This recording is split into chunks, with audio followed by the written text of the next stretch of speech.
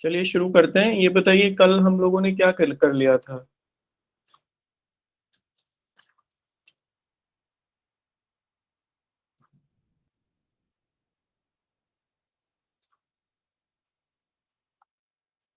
आज क्या करना है? कोई हेडिंग लिखवाई थी कल? नेशनल एयर क्वालिटी राष्ट्रीय इंडेक्स। वायु गुणवत्ता। नेशनल एयर क्वालिटी इंडेक्स करना है। Yes sir. ठीक है, चलो शुरू करते हैं। National air quality index. देखो, बढ़ते हुए प्रदूषण को रोकने के लिए सरकार ने कुछ गुणवत्ता मानक निर्धारित किए और उन मानकों के लिए एक सूचकांक बनाया, इंडेक्स बनाया। उसी को हम लोग राष्ट्रीय वायु गुणवत्ता सूचकांक कहते हैं। इसमें 8 गैसों का कंसंट्रेशन रखा गया, 8 गैसेस का। यानी ये वायु गुणवत्ता सूचकांक 8 गैसों के ऊपर आधारित है। 8 गैसों का कंसंट्रेशन इसमें देखा जाता है। 8 प्रदूषक हैं जिन्हें इसमें शामिल करते हैं हम लोग। इसके लिए अलग अलग रंग निर्धारित किए गए हैं, अलग अलग कलर भी हैं इसके लिए, जो कि इसकी गुणवत्ता को प्रदर्शित करते हैं। तो एक तो कलर देखेंगे, एक इन गैसेस के नाम वगैरह देखेंगे। तो आप पहला पॉइंट लिखना, शहरों में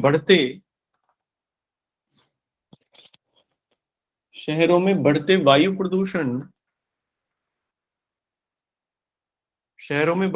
प्रदूषण को रोकने के लिए, शहरों में बढ़ते वायु प्रदूषण को रोकने के लिए 17 अक्टूबर 2014 को 17 अक्टूबर 2014 को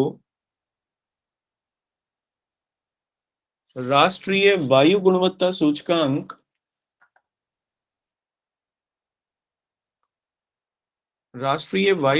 सूचकांक जारी किया गया।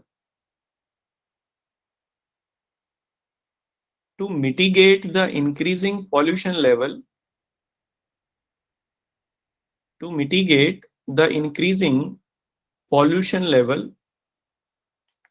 in cities, the new National Air Quality Index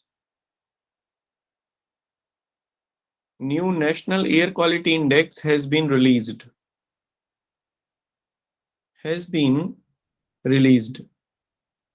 यह सूचकांक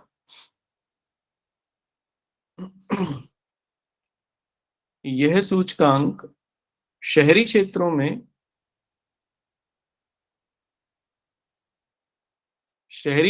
में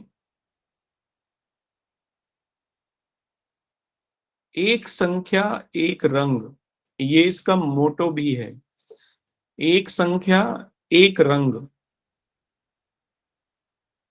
के विवरण पर आधारित है। एक संख्या एक रंग के विवरण पर आधारित है। This index is based on one number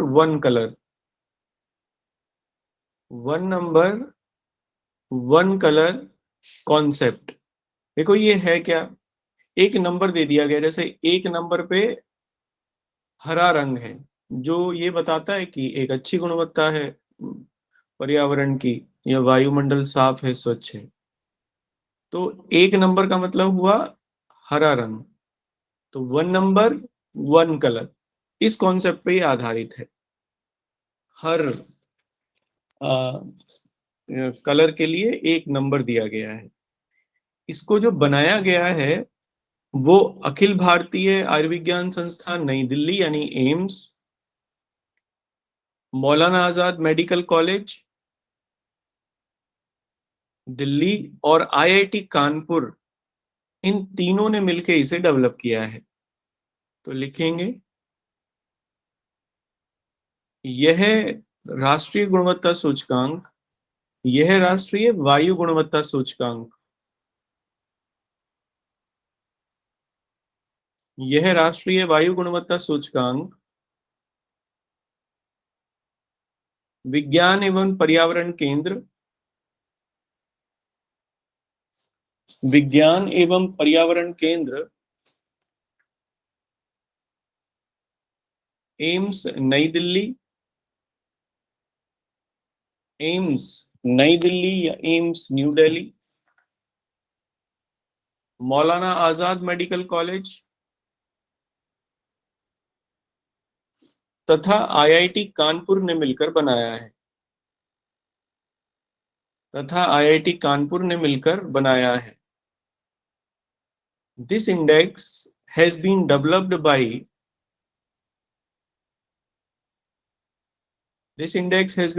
by Science and Environment Center AIMS, Science and Environment Center AIMS, Maulana Azad medical college, Maulana Azad medical college and IIT Kanpur. ठीक है, अगले पॉइंट से लिखना। इस सूचकांक में इस सूचकांक में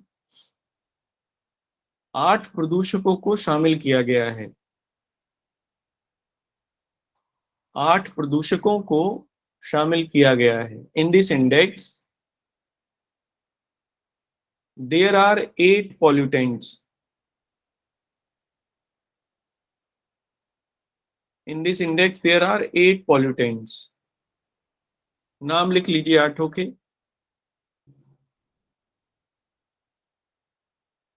निलंबित कण 10, बल्कि ऐसा लिखो, अंग्रेजी में लिखो इसे, आप हिंदी में नहीं समझ पाओगे। पार्टिकुलेट मैटर, पार्टिकुलेट मैटर, इन्हें निलंबित कण कहते हैं। ये सूक्ष्म कण होते हैं, इसमें PM10 को लिया जाता है। यानी PM10 का यहां से मतलब है कि ऐसे सूक्ष्म कण जो कि 10 माइक्रोन के हैं, जिनका आकार व्यास 10 माइक्रोन है, उनको हम लोग PM10 के नाम से जानते हैं। बहुत छोटे होते हैं, सांस के साथ अंदर चले जाते हैं, फिर ब्लड में मिल जाते हैं, इनको PM10 कहते हैं। Particulate matter 10। तो पहला लिखिए PM10 या पार्टिकुलेट मैटर 10। दूसरा लिखिए पार्टिकुलेट मैटर 2.5, PM2.5। ठीक है, ये 2.5 माइक्रोन के होते हैं। नेक्स्ट लिखिए इसमें nitrogen dioxide, NO2, nitrogen dioxide. Next लिखिए ओजोन, O3। नेक्स्ट लिखिए कार्बन मोनोऑक्साइड, CO। नेक्स्ट लिखिए sulphur dioxide, sulphur dioxide, SO2।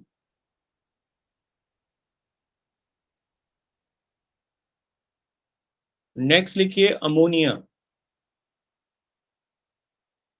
Ammonia, NH3। Next लिखिए लेड, PB कहते हैं इसे, लेड। ये 8 हैं पार्टिकुलेट मैटर, इसको लगा के, जिन्हें ये 8 प्रदूषक हैं, जिन्हें एयर क्वालिटी इंडेक्स में हम लोग शामिल करते हैं। ठीक है।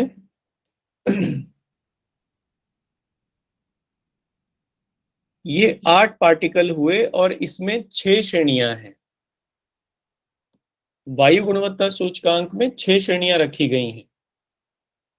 अच्छा, संतोषजनक, सामान्य प्रदूषित, खराब, अति खराब और गंभीर। ये 6 सूचियां हैं, 6 श्रेणियां हैं। तो अगले पॉइंट से लिखना, वायु गुणवत्ता सूचकांक में वायु गुणवत्ता सूचकांक में 6 श्रेणियां रखी गई हैं। 6 श्रेणियां रखी गई हैं। In air quality index there are 6 class.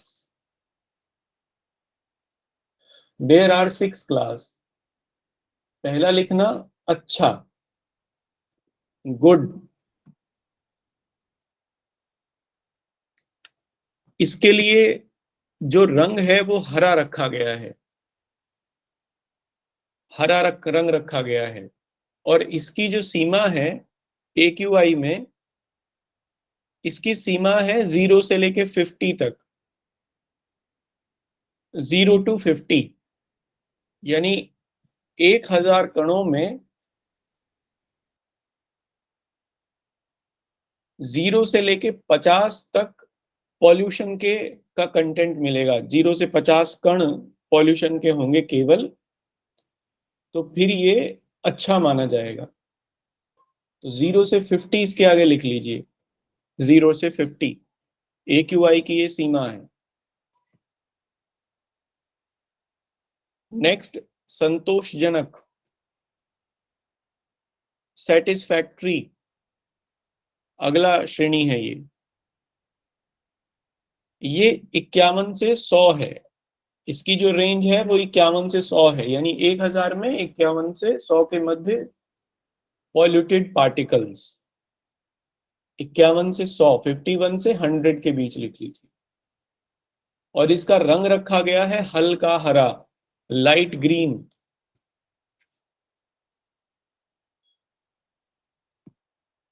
Next लिखिए, सामान्य प्रदूषित, सामान्य प्रदूषित, मॉडरेटली पॉल्यूटेड। सामान्य प्रदूषित या मॉडरेटली पॉल्यूटेड 101 से 200 तक है।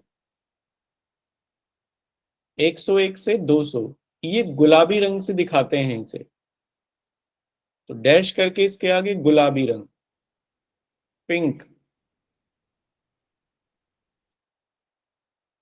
नेक्स्ट, खराब, पुअर, 201 से 300 के बीच में। इसमें लिखिए 201 से 300। इसका रंग है पीला, येलो। नेक्स्ट, अति खराब, वेरी पुअर,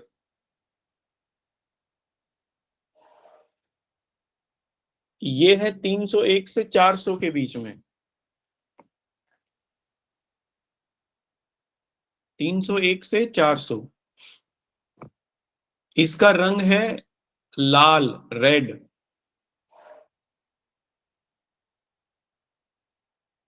और लास्ट है गंभीर, सिवियर। 401 से 500 के बीच में, 401 से 500 तक। और इसका रंग है गहरा लाल, डार्क रेड।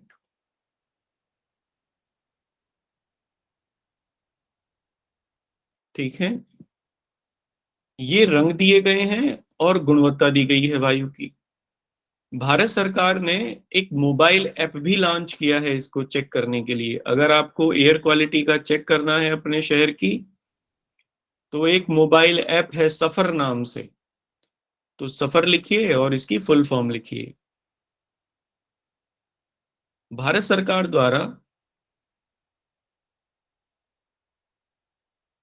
वायु गुणवत्ता की जांच करने के लिए, वायु गुणवत्ता की जांच करने के लिए मोबाइल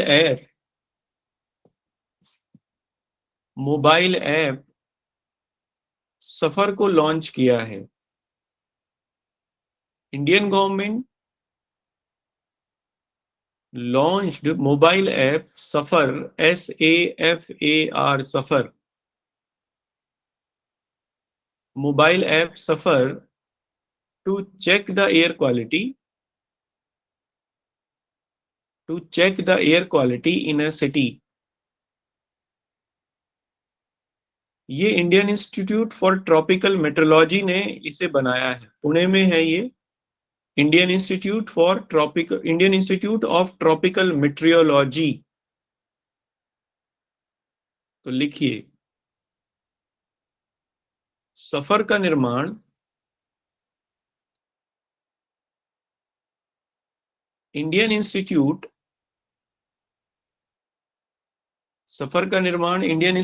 ऑफ मेट्रोलॉजी द्वारा, meteorology Pune, Indian institute of meteorology of Pune द्वारा किया गया है। SAFAR has been formed, SAFAR has been made by Indian institute of meteorology Pune. ठीक है, अब सफर की फुल फॉर्म और लिख लीजिए।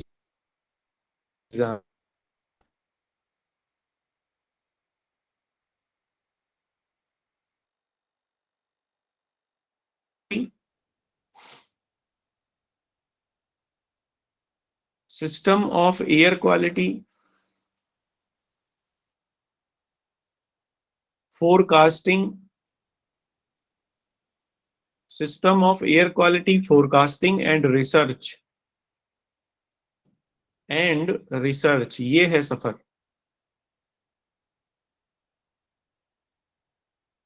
ठीक है, बताइए इसमें कोई क्वेरी है किसी की यहां तक?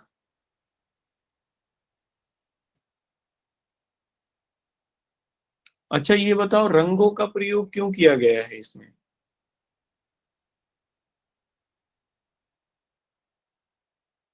कोई इसका उत्तर बताए, रंगों का प्रयोग क्यों किया गया है इसमें एयर क्वालिटी चेक करने के लिए?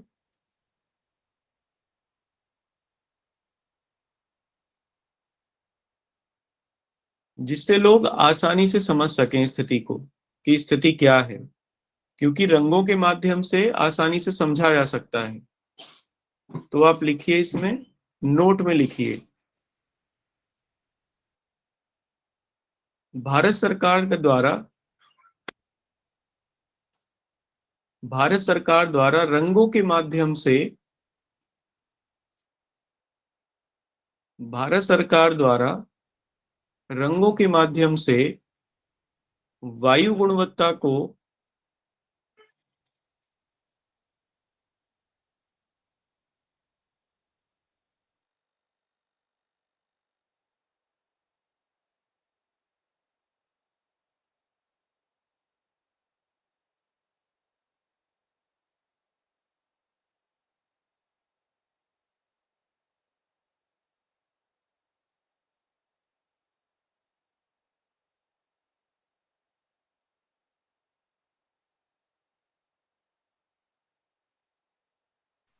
सर आपकी वॉइस नहीं आ रही।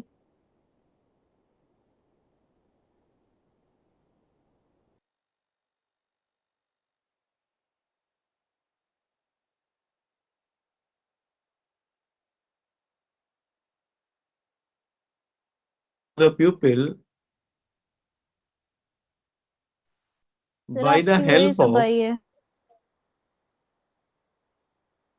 वॉइस नहीं आ रही थी? सर हिंदी में रिपीट कर दीजिए।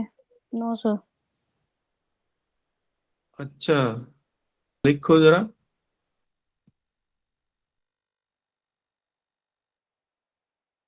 रंगों के माध्यम से, रंगों के माध्यम से वायु गुणवत्ता को, रंगों के माध्यम से वायु गुणवत्ता की सूचना को लोगों तक पहुंचाना, सूचना को लोगों तक पहुंचाना इस प्रक्रिया का एक उद्देश्य है। इस प्रक्रिया का एक उद्देश्य है। The objective of AQI is The objective of AQI is to reach the air quality index, to reach the status of air quality, index of air quality up to the pupil by the medium of air, by the medium of color, by the medium of color। ठीक है।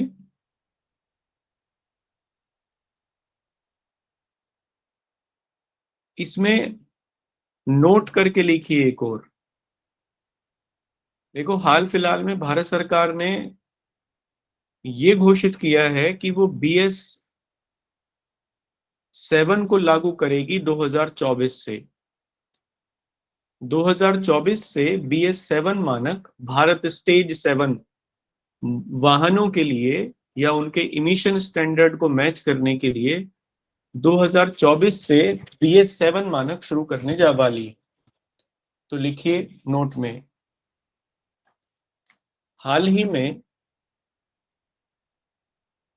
सरकार द्वारा घोषणा की गई है कि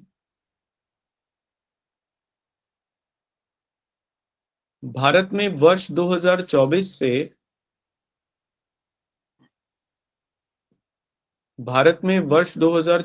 से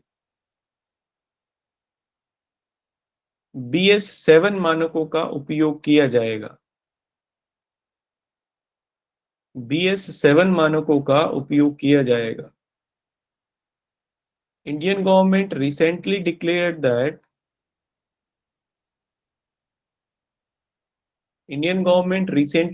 that from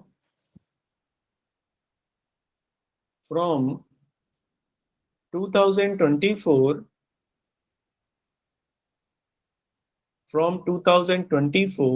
the BS7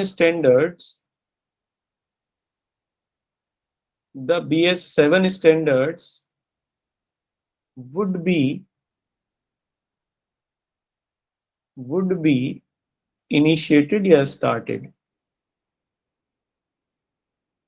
BS का मतलब भारत स्टेज। ये परिवहन के मानक हैं या परिवहन वाहनों में इमिशन को लेके, उनके उत्सर्जन को लेके ये मानक है, जो कि उसमें उत्सर्जन को कम करते हैं, फ्यूल को और क्लियर करते हैं, जिससे फ्यूल से होने वाला जो उत्सर्जन है, जब वो फ्यूल जलता है तो उससे होने वाला इमिशन या जो धुआं वगैरह निकलता है वो कम हानिकारक हो। ये इन मानकों में निर्धारित किया जाता है।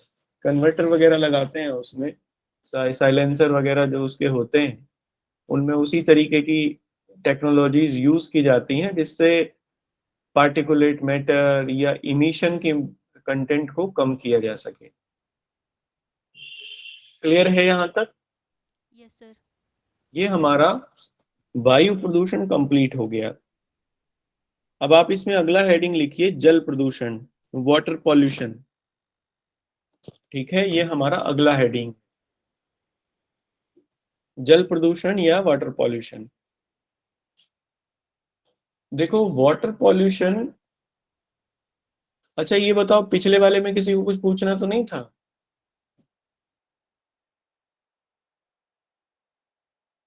नहीं सर। वायु प्रदूषण में किसी को कुछ पूछना है तो पूछ लीजिए।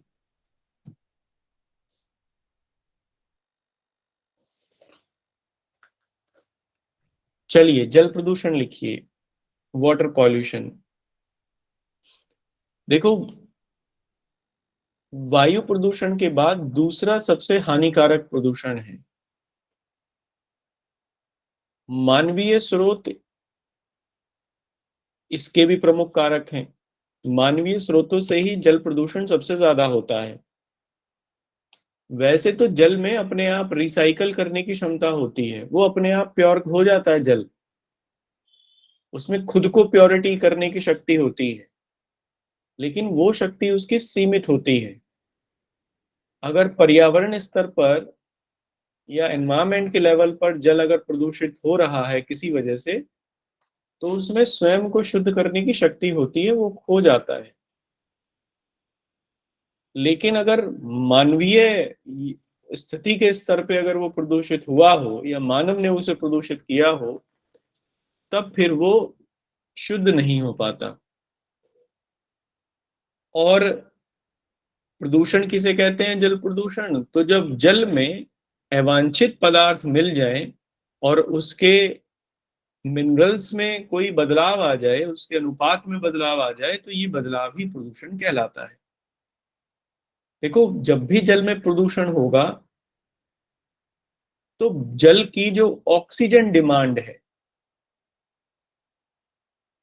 वो कम होने लगेगी, और बायोलॉजिकल ऑक्सीजन डिमांड जो है, बीओडी कहते हैं उसको, बढ़ जाएगी। इन दोनों बातों को समझना। देखो, ऑक्सीजन डिमांड होती है, या ओडी कहते हैं हम इसे, जल में घुली हुई ऑक्सीजन की मात्रा। जल जितना भी स्वच्छ होगा, जितना ज्यादा स्वच्छ होगा, उसमें उतनी ही ऑक्सीजन की मात्रा ज्यादा घुली हुई होगी। जितना वो प्रदूषित होता चला जाएगा, उतनी ही उसमें ऑक्सीजन की मात्रा में कमी आती चली जाएगी। इसीलिए प्रदूषित जल में मछलियां मर जाती हैं, क्योंकि उन्हें ऑक्सीजन नहीं मिल पाती। इसको हम लोग ऑक्सीजन डिमांड कहते हैं।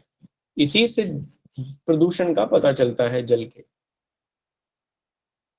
मान लीजिए जल में जैविक प्रदूषण है किसी तरीके का, बैक्टीरिया, लार्वा, फंगस या कुछ और जीव जंतु जल में है भारी मात्रा में, जैसे पेड़ पौधे या जलकुंभी, कई सारी चीजें। इसको हम लोग बायोलॉजिकल डिमांड कहते हैं। जैसे जैसे बायोलॉजिकल डिमांड बढ़ेगी जल में, बायोलॉजिकल ऑक्सीजन डिमांड, तो डीओ कम होता रहेगा।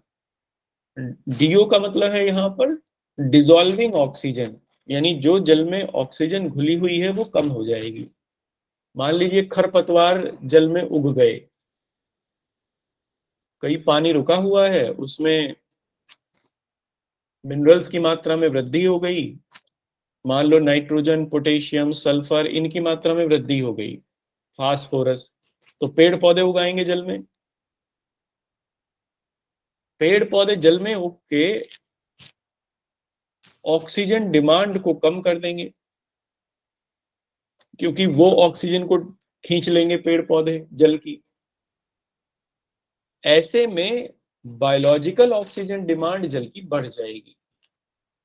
यानी अब जल में बायोलॉजिकल लेवल पर जो ऑक्सीजन है उसकी मात्रा ज्यादा आ गई है, अब वो ज्यादा ऑक्सीजन डिमांड होने लगी उसकी, तो जल प्रदूषित हो जाएगा, जीव जंतु मरने लगेंगे। बायोलॉजिकल ऑक्सीजन डिमांड या बीओडी किसी जल में प्रदूषण को मापने का एक अन्य पैमाना है। जहां बीओडी प्रदूषित जल को मापती है, वहीं डीओ या ओडी स्वच्छ जल का पैमाना है। जल में स्वच्छता कितनी है देखना हो तो ओडी या डीओ देख लो, डिजॉल्विंग ऑक्सीजन कितनी है। और प्रदूषण देखना है तो ये देख लो कि बीओडी कितनी है। क्या मैं समझा पाया आपको? Yes sir. मेरी बात क्लियर है? जी सर। मेरी आवाज आ रही है आप लोगों को? Yes sir. चलो ठीक है, फिर तो लिखो जरा। सामान्यतः सामान्यतः जल पृथ्वी पर दूसरा सर्वाधिक पृथ्वी पर दूसरा सर्वाधिक प्रदूषित अवयव है। Generally water is second largest polluted content on earth, polluted component on earth, ऐसा लिखिए। यद्यपि जल में स्वयं को स्वच्छ करने की क्षमता होती है, यद्यपि जल में स्वयं को स्वच्छ करने की क्षमता होती है, although water has the strength to recycle itself,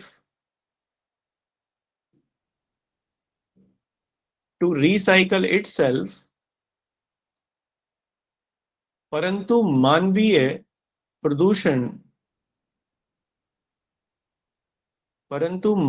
प्रदूषण को वह स्वच्छ नहीं कर पाता। बट ह्यूमन पॉल्यूशन या pollution generated by human could not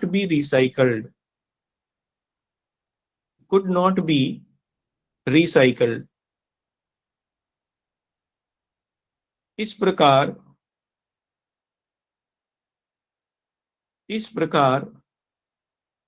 जल प्रदूषण एक गंभीर समस्या के रूप में है। So water pollution is a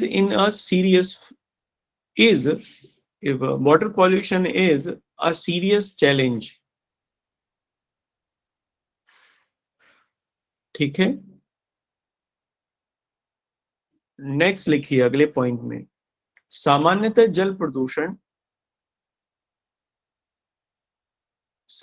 जल प्रदूषण वह अवस्थिति है, generally water pollution is the situation, वह अवस्थिति है जिसमें जल के अंदर अवांछित तत्वों की मात्रा में वृद्धि होती है।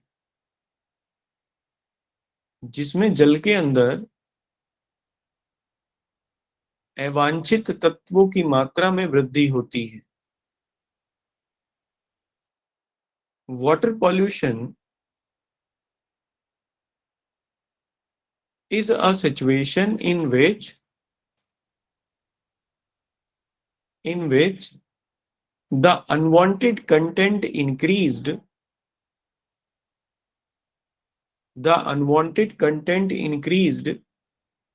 in water। सामान्यतः जल प्रदूषण को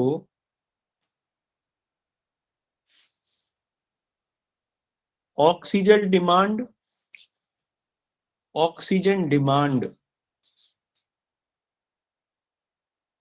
अथवा biological oxygen demand BOD, biological oxygen demand के अंतर्गत समझा जा सकता है। Generally water pollution could be understood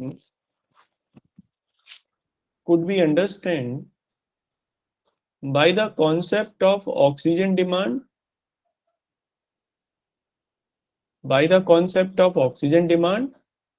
and biological oxygen demand and the biological oxygen demand। अगले पॉइंट से लिखना।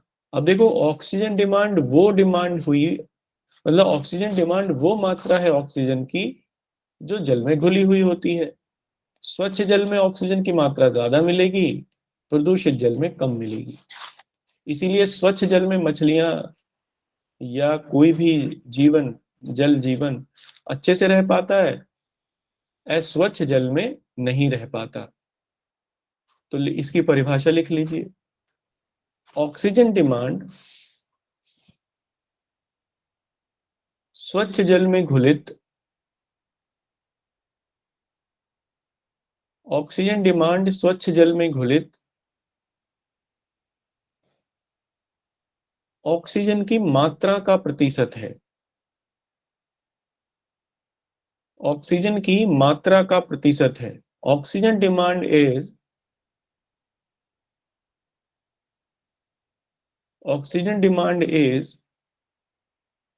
the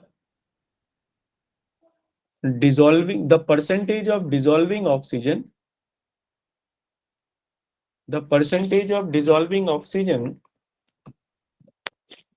in water।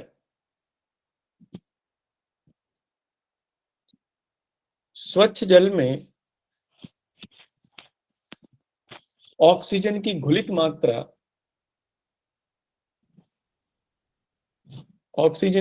मात्रा अधिक होती है। In fresh water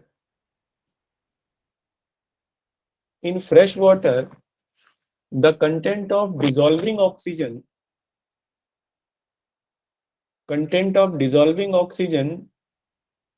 would be large।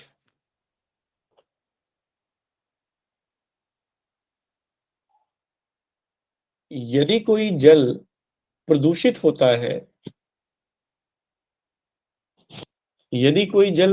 होता है तब उसमें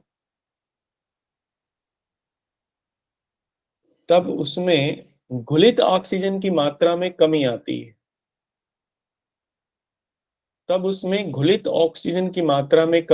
है। If a water is polluted, then the content of dissolving oxygen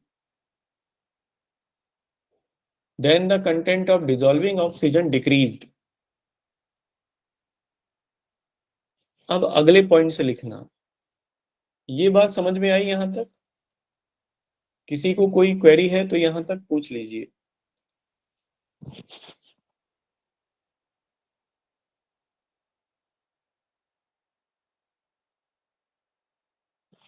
देखो, अगर जल में कुछ मिनरल्स की मात्रा में वृद्धि हो जाए, जैसे नाइट्रोजन की मात्रा में वृद्धि हो जाए किसी वजह से जल में, पोटेशियम की मात्रा की वृद्धि हो जाए, फास्फोरस की मात्रा की वृद्धि हो जाए, तब फिर जल में खरपतवारों की संख्या में वृद्धि हो जाती है, क्योंकि ये खरपतवारों को प्रमोट करते हैं ये मिनरल्स।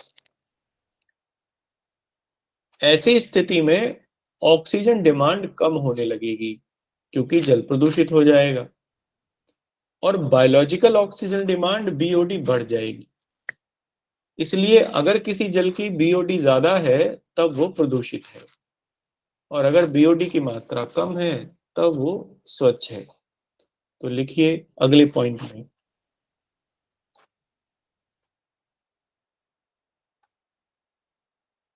कुछ खनिजों की जल में वृद्धि के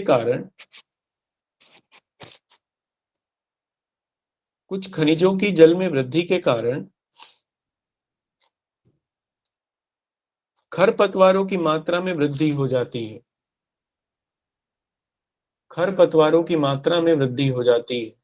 when some minerals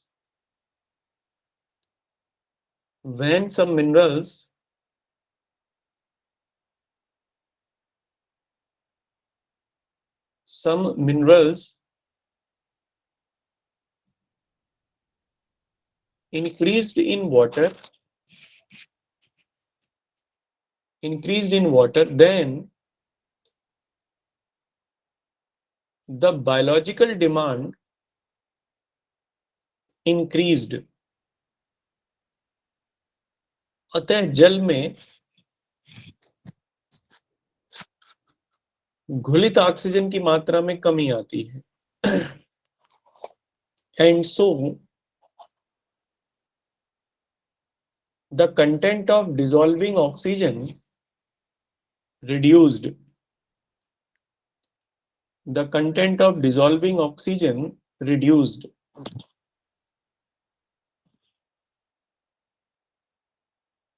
इस प्रकार का जल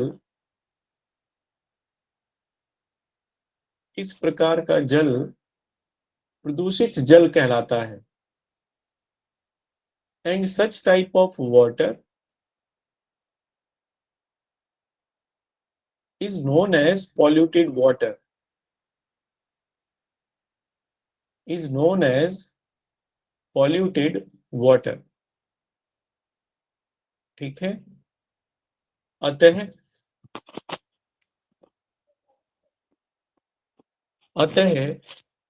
प्रदूषित जल की बायोलॉजिकल ऑक्सीजन डिमांड या बीओडी, अतः प्रदूषित जल की बीओडी अधिक होती है and so the BOD of polluted water would be high. ठीक है। नेक्स्ट लिखना, अगला हेडिंग डालना।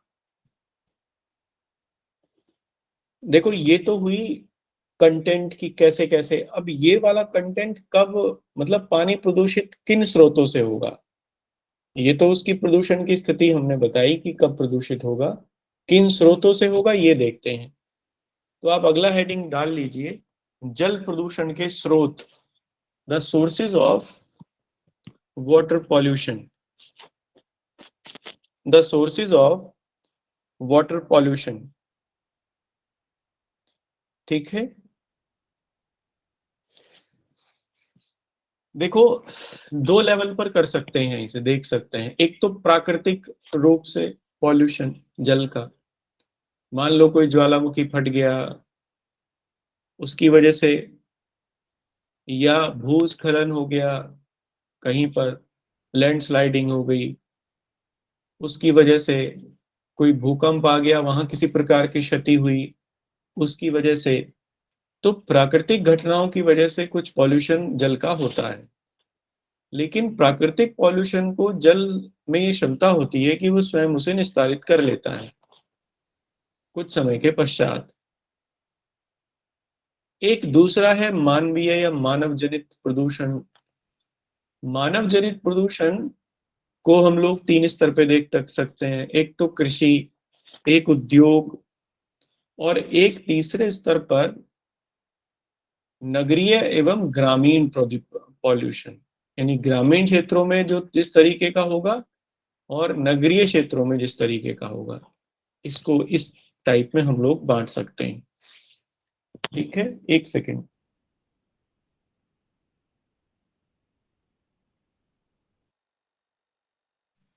इसमें हेडिंग इसमें लिखिए, सामान्यतः जल प्रदूषण को सामान्यतः जल प्रदूषण को निम्न भागों में बांटा जा सकता है। Generally water pollution could be divided into these part, could be divided into these part। पहला लिखना है इसमें प्राकृतिक प्रदूषक, नेचुरल पॉल्यूटेंट, और दूसरा लिखना मानव जनित प्रदूषक, मानव जनित प्रदूषक, ह्यूमन जनरेटेड पॉल्यूटेंट। ठीक है। देखो इसको यहां तक रखते हैं आज, मुझे कहीं जाना है अभी जरूरी किसी काम से। कल फिर हम लोग इसके आगे शुरू करेंगे। कोई क्वेरी है किसी की तो पूछ लीजिए।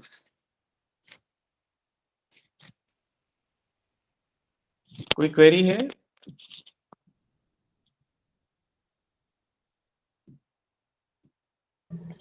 सर हाँ जी, सर बायोलॉजिकल ऑक्सीजन डिमांड जो है सर वो माइक्रोब्स की वजह से ज्यादा इंक्रीज हो हाँ जाती है। माइक्रोब्स की वजह से, कवक, फंगस और वायरस, बैक्टीरिया, किसी भी तरीके का जो भी इंक्रीज, लार्वा जो भी इंक्रीज होगा पानी में, वो ऑक्सीजन कहाँ से लेगा? पानी से लेगा। बायोलॉजिकल ऑक्सीजन डिमांड उसकी बढ़ जाएगी, बीओडी, है ना, पानी की। चूंकि बीओडी बढ़ेगी तो डीओ कम हो जाएगी, तो ये दोनों एक दूसरे को कॉम्प्लीमेंट करते हैं। चलिए यहाँ तक रखते हैं, फिर आगे कल करते हैं। ठीक है, ओके, थैंक यू।